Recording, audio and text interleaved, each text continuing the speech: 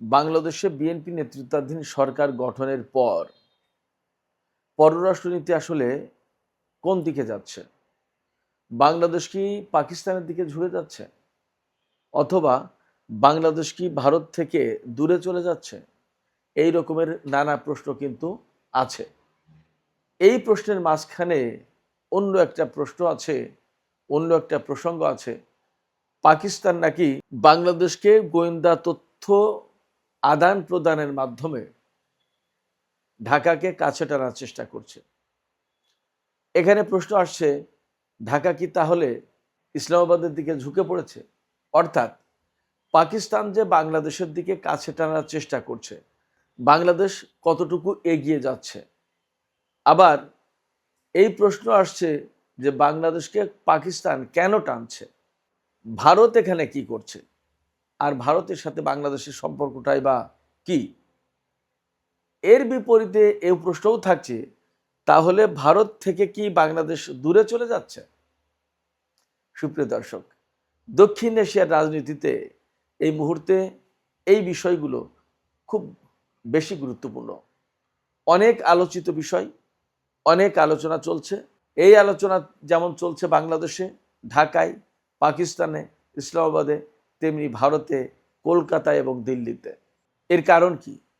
এর কারণ হচ্ছে দক্ষিণ এশিয়ার রাজনীতিতে নিশ্চিতভাবে ভারত একটি বৃহৎ শক্তি এবং ভূ রাজনীতির সমীকরণে ভারত অনেক কিছু ম্যাটার করে। কিন্তু ভারতের প্রভাব প্রতিপত্তি যেহেতু অনেক বড়, তার বিপরীতেও কিন্তু একটা কথা আছে, একটা শক্তি আছে এবং ভিন্ন কিছু চিন্তা আছে। এই যে রাজনীতির টানাপোড়েন, রাজনীতির সমীকরণ, বৃহত্তর ভূ রাজনীতির যে সমীকরণ, সেই সমীকরণে ঢাকা এখন একটা ফ্যাক্টর হয়ে উঠছে। এই জায়গা থেকে দক্ষিণ এশিয়ার রাজনীতিতে অবধারিতভাবে ঢাকার গুরুত্ব বাড়ছে। এই গুরুত্ব বাড়ার প্রেক্ষাপটে ভারত এবং পাকিস্তান বাংলাদেশকে নিয়ে অনেকটা টানাটানির ভেতরে আছে। অর্থাৎ বাংলাদেশ কার পক্ষে যাবে, কার পক্ষে থাকবে, সেটি একটা বড় বিষয় হয়ে দাঁড়িয়েছে। আসলে বাংলাদেশ কি করবে? সুপ্রিয় দর্শক, আসসালামু আলাইকুম। আপনাদের সবাইকে স্বাগত জানাচ্ছি টক উইথ সিরাজ ইনসাইটের আজকের আলোচনায়। দর্শক, এতক্ষণ যে বিষয়টি বলছিলাম, আমাদের দক্ষিণ এশিয়ার ভূ রাজনীতির এই গুরুত্বপূর্ণ বিষয়টি নিয়ে আজকে বিশ্লেষণ করার চেষ্টা করব। আশা করি খুব ইন্টারেস্টিং বিষয়। এই বিষয়টি নিয়ে আপনারা শেষ পর্যন্ত সঙ্গে থাকবেন। আর ভিডিওটি ভালো লাগলে লাইক, কমেন্ট, শেয়ার করবেন এবং চ্যানেলটি সাবস্ক্রাইব করে সাথেই থাকবেন। দর্শক, চলুন আমরা বিস্তারিত আলোচনা করি। আমি এই আলোচনার সূত্রপাত করেছি মূলত একটা খবরকে কেন্দ্র করে। খবরটি হচ্ছে এই যে পাকিস্তান বিভিন্ন রকমের গোয়েন্দা তথ্য দিয়ে বাংলাদেশকে তার দিকে, পাকিস্তান তার কাছে টানার চেষ্টা করছে বাংলাদেশকে, ঢাকাকে। এই জায়গায় প্রশ্ন হচ্ছে যে ঢাকা আসলে পাকিস্তানকে কতটা মূল্যায়ন করছে, ঢাকা পাকিস্তানকে কিভাবে গ্রহণ করছে, ঢাকা পাকিস্তানের এই যে প্রত্যাশা, তারা যে কাছে টানছে, একটা নিশ্চয়ই আশা নিয়ে, তো এই প্রত্যাশায় কতটা ইতিবাচকভাবে সাড়া দিচ্ছে, নাকি বাংলাদেশ এই বিষয়টা পছন্দ করছে না বা পছন্দ করে না বা চায় না, নাকি বাংলাদেশ বিব্রত হচ্ছে, কোনটা? আমরা যদি সাম্প্রতিক কিছু ঘটনা দেখি তাহলে বিষয়টা বুঝতে পারবো। একথা ঠিক যে ৭১ সালে পাকিস্তানের সাথে যে সেপারেশন আমাদের হয়েছে সেটি একটা ব্যাপার, এবং যখন ১৬ই ডিসেম্বর আমরা বিজয় দিবস পালন করি, উদযাপন করি, তখন সেই অনুষ্ঠানে যদি পাকিস্তানের কোনো কর্মকর্তাকে দাওয়াত দেওয়া হয় তাহলে তারা এক ধরনের বিব্রত বোধ করবে, এটা স্বাভাবিক। সেই অনুষ্ঠানে ভারতের কোনো ব্যক্তিকে যদি দাওয়াত দিই তাহলে তারা পুলকিত হবে, আনন্দিত হবে, খুশি হবে এবং আমাদের মতোই তারা উদযাপন করবে, সেটাও স্বাভাবিক। এই রকম একটা বিষয় যদি আমরা মাঝখানে রেখে, অর্থাৎ আলোচনা টেবিলে আপাতত অফ রেখে, বৃহত্তর পরিসরে ভারত এবং পাকিস্তান দুটো দেশকে যদি আমরা দুই পাশে রেখে আলোচনা করি, মাঝখানে যদি আমাদের বাংলাদেশকে বসাই, তাহলে যে বিষয়গুলো ফুটে উঠবে, যে বিষয়গুলো আসবে, সেইগুলোর ভিত্তিতে আমরা বলতে পারবো যে বাংলাদেশ আসলে কোন দিকে ঝুঁকে যাচ্ছে, বা বাংলাদেশ কোন বিষয়টাকে পছন্দ করছে আর বাংলাদেশ কোন বিষয়টাকে পছন্দ করছে না। এই যে চলতি বছরের মে মাসে বাংলাদেশের সাথে পাকিস্তানের একটা সমঝোতা স্মারক MOU সই হয়েছে। সেই সমঝোতা স্মারকে মাদক পাচার বিরোধী সহযোগিতা নামে একটা সমঝোতা স্মারক সই হয়েছে পাকিস্তানের সাথে বাংলাদেশের, এই তো গত মে মাসে। এবং এই সমঝোতা স্মারকের আওতায় বাংলাদেশ আর পাকিস্তান যেখানে সহযোগিতা করবে সেইগুলো হচ্ছে গোয়েন্দা তথ্য আদান প্রদান, শেয়ারিং, টেকনিক্যাল অ্যাসিস্ট্যান্স, কারিগরি সহযোগিতা, কোঅর্ডিনেটেড অপারেশন অর্থাৎ সমন্বিত অভিযান, মাদক পাচার বিরোধী সহযোগিতা এই বিষয়ক চুক্তি। সেই জায়গায় আমাদের গোয়েন্দা শেয়ারিংয়ের ব্যাপার স্যাপার আছে। তার মানে এই চুক্তিটা আপাতত মাদক বিরোধী চুক্তি হলেও পাকিস্তানের সাথে বৃহত্তর গোয়েন্দা শেয়ারিংয়ের একটা প্রশ্ন কিন্তু আছে। এই চুক্তিটা কবে হয়েছে? এই চুক্তিটা হয়েছে মে মাসে। তখন কিন্তু বিএনপি সরকার গঠন করেছে এবং সরকার পরিচালনা করছে। 17ই ফেব্রুয়ারি সরকার গঠন হয়েছে, অর্থাৎ প্রায় 2.5 মাস 3 মাস পরে গিয়ে এই চুক্তি হয়েছে। তার মানে জেনে শুনে সজ্ঞানে একেবারে বুঝে শুনে এই চুক্তি করেছে বিএনপি সরকার। এটা বেশ একটা স্পর্শকাতর চুক্তি, সেটা পাকিস্তানের সাথে করেছে বিএনপি সরকার। তার মানে একটা বিশেষ ইঙ্গিত দিচ্ছে পাকিস্তান সরকার আর বাংলাদেশ সরকার, এই দুটো সরকার মিলে বৃহত্তর পরিসরে একটা বড় রকমের সহযোগিতার সম্পর্ক গড়ে তুলছে, এতে কোনো সন্দেহ নেই। শুধু কি তাই, আমরা যদি আর একটু সামনে এগিয়ে যাই, আর একটু বৃহৎ বিষয় নিয়ে আলাপ করি, তাহলে আমরা আরো কিছু দেখব। যেমন বাংলাদেশ পাকিস্তানের কাছ থেকে যুদ্ধ বিমান কেনার চিন্তা করছে, JF-17 থান্ডার বিমান। এই বিমানটি আমি এর আগেও দু একটা ভিডিওতে বলেছি, চীনের সহযোগিতায় পাকিস্তান এবং চীন যৌথভাবে পাকিস্তানে এই বিমান তৈরি করে, এবং এই বিমানের কোয়ালিটি কিন্তু একদম কোনো অংশে খারাপ না, ভালোই। J-10C যে বিমান, তার প্রায় কাছাকাছি মানের বিমান এই J-17 থান্ডার, এবং দাম কিন্তু J-10Cর চেয়ে J-17 থান্ডারের বেশ কম। এবং এই বিমান বিশ্বের বেশ কয়েকটা দেশ নেবে, বাংলাদেশও এই বিমান কিছু আনতে যাচ্ছে। চীন থেকে যেমন J-10C বিমান আনবে, তেমনি পাকিস্তান থেকে J-17 থান্ডার এই বিমান আনবে। পাকিস্তানের কাছ থেকে যখন আমরা বিমান কিনছি বা বিমান কিনতে যাচ্ছি বা বিমান কেনা নিয়ে আলোচনা হচ্ছে, তখন তার মানে দাঁড়ায় বাংলাদেশ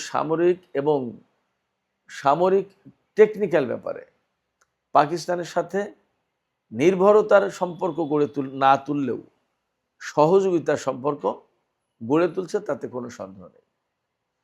এই যে মাদক পাচার বিরোধী সহযোগিতা যে সমঝোতা, আর এই যে J-17 থান্ডার যুদ্ধ বিমান কেনার যে আলাপ আলোচনা, চুক্তির সম্ভাবনা, এই বিষয়গুলো এমন একটা সমন্বিত ইঙ্গিত দেয়, যার মানে দাঁড়ায় বাংলাদেশ পাকিস্তানের দিকে সামরিক, গোয়েন্দা এরকম বিভিন্ন অংশে ঝুঁকে পড়ছে, বাংলাদেশ পাকিস্তানের সাথে বিশেষ সম্পর্ক গড়ে তুলছে, এবং আলটিমেটলি এই যে বাংলাদেশের সাথে পাকিস্তানের সম্পর্ক, এই সম্পর্কটা আমি বারবারই বলছি, এটা যদিও পাকিস্তানের উপরে নির্ভরতার সম্পর্ক না, এটা আমাদের সামরিক এবং আদার সেকশনকে ডাইভার্সিফাই করা।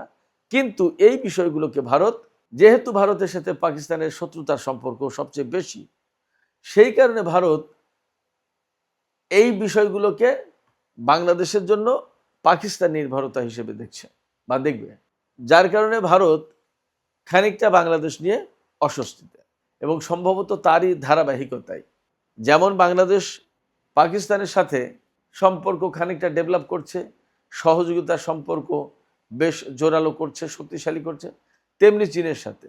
এই কারণে ভারত বাংলাদেশের ব্যাপারে ভিন্ন রকমের উদ্বিগ্ন হয়ে পড়ছে, তারা বাংলাদেশকে সম্ভবত ভিন্নভাবে দেখছে এবং এই কারণেই সম্ভবত ভারতের পক্ষ থেকে বাংলাদেশের প্রধানমন্ত্রী তারেক রহমানকে জরুরি ভিত্তিতে ভারত সফর করানোর ব্যাপারে একেবারে মরিয়া হয়ে উঠে পড়ে লেগেছে।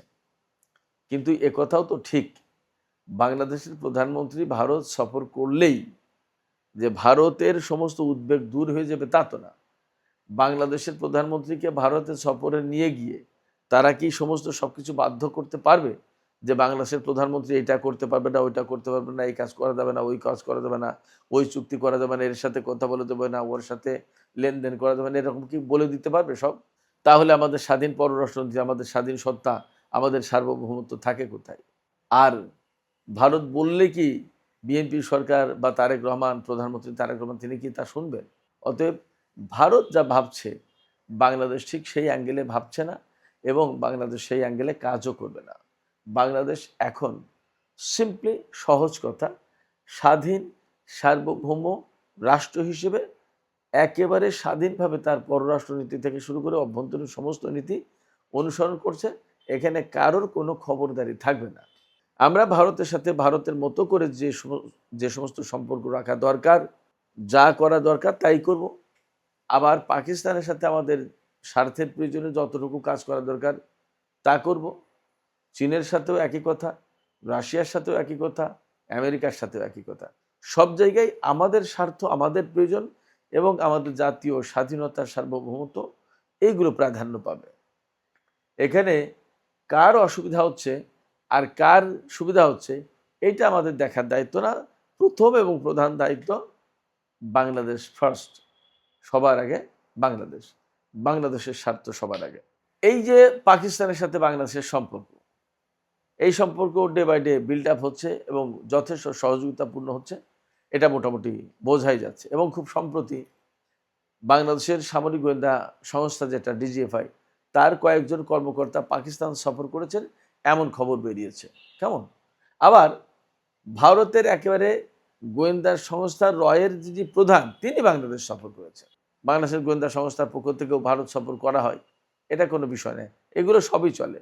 কিন্তু প্রশ্ন এক জায়গায় একদম পরিষ্কার, অবস্থান পরিষ্কার এবং বিএনপি সরকারের যেটা বক্তব্য সেটা যতটা না মুখে বলছে তার চেয়ে কাজে কর্মেই সেটা পরিষ্কার করে বুঝিয়ে দিচ্ছে। সেটি হচ্ছে এই যে বাংলাদেশ তার মতো করে সমস্ত সব কিছু সিদ্ধান্ত নেবে, কারোর কথাই উঠবেও না, বসবেও না, কোনো সিদ্ধান্ত নেবে না, আবার কোনো সিদ্ধান্ত পরিবর্তনও করবে না। ভারত গত 15-16 বছর 17 বছর ধরে প্রায় বাংলাদেশের অভ্যন্তরীণ ব্যাপারে অনেক কিছুতে হস্তক্ষেপ করেছে, অনেক কিছুতে তারা এমনভাবে ভূমিকা রেখেছে যে জায়গা থেকে বাংলাদেশের একটা বিরাট সংখ্যক মানুষ খুশি হতে পারেনি। কিন্তু বাংলাদেশের এই বিরাট সংখ্যক মানুষের মন মেজাজকে, তাদের মনোভাবকে, তাদের মেন্টালিটিকে ভারত কিন্তু গণনায় নেয়নি, বিবেচনায় নেয়নি।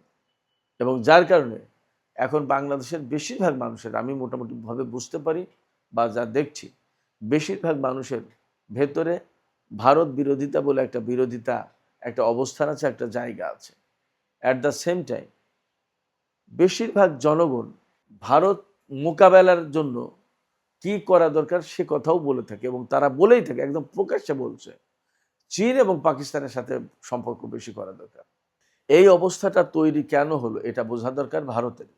ভারত যতক্ষণ পর্যন্ত না এই বিষয়গুলো পর্যালোচনা করবে এবং এই বিষয়গুলো বিবেচনায় না নেবে ততক্ষণ পর্যন্ত বাংলাদেশের সাথে ভারতের সম্পর্ক আসলে সুসম্পর্কে পরিণত হবে না। আপনারা শুনলে অবাক হবেন, পাকিস্তানের প্রায় 97 বা 95% মানুষ ভারতের বিরুদ্ধে, আবার ভারতের প্রায় এইরকম একটা অংশের মানুষ বা তার চেয়ে কিছু কম পাকিস্তান বিরোধী। আপনারা শুনলে অবাক হবেন যে বাংলাদেশে প্রায় 55-56% মানুষ ভারত বিরোধী। কারণ কি? এই যে বিরাট সংখ্যক মানুষ ভারত বিরোধী, কারণ কি? এর মূল কারণ কয়েকটা। ভারত এই বিষয়গুলোকে কখনোই তারা বিবেচনায় নেয় না। এই যে সীমান্তে 2 দিন অন্তর অন্তর যে পুশিনের চেষ্টা তারা করে এবং এটা অমানবিক একটা পরিস্থিতি তৈরি হয়, এই বিষয়গুলো বাংলাদেশের মানুষ মিডিয়ার কল্যাণে বাংলাদেশের সাধারণ মানুষ দেখে না। এখান থেকে বাংলাদেশের মানুষের ভেতরে ভারত বিরোধিতা তৈরি হয়। ফেলানীকে গুলি করে যখন লাশ কাঁটাতারে ঝুলিয়ে রেখেছিল 6 ঘন্টা ভারত, সেই লাশ দেখে বাংলাদেশের মানুষের ভেতরে দ্রোহ জেগে ওঠে, তারা আহত হয়। এখান থেকে বাংলাদেশের মানুষের ভেতরে ভারত বিরোধিতা তৈরি হয়। বাংলাদেশে যখন সব মানুষ, সব ধর্ম, সব সম্প্রদায়ের মানুষ যথেষ্ট সম্প্রীতির সাথে যখন বসবাস করে, আর যখন ভারতের পক্ষ থেকে অযাচিতভাবে বলা হয় যে ভারতের সংখ্যালঘু হিন্দুদের উপর নির্যাতন করছে, তখন বাংলাদেশের মানুষ ভারতের ব্যাপারে বিদ্বিষ্ট হয়ে ওঠে, বাংলাদেশের মানুষ ভারত বিরোধী হয়ে ওঠে এবং তারা প্রশ্ন করে ভারতে যে সংখ্যালঘু সম্প্রদায় আছে, বিশেষ করে মুসলিম সম্প্রদায়, তাদের উপরে কি করছে ভারত, তারা কোন মুখে কথা বলতে আসে বাংলাদেশের ব্যাপারে। এইরকম একটা প্রেক্ষাপটে বাংলাদেশের মানুষ কিন্তু ভারত বিরোধী হয়ে ওঠে।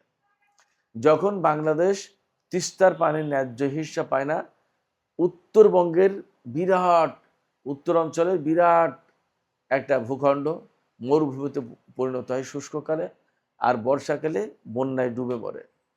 এই দুই ঋতুতেই মানুষ এই কষ্ট, এই অনাচার, এই অন্যায্য কর্মকাণ্ড দেখে ভারতের বিরুদ্ধে শক্ত অবস্থান নেয়, তারা ভারত বিরোধী হয়ে ওঠে।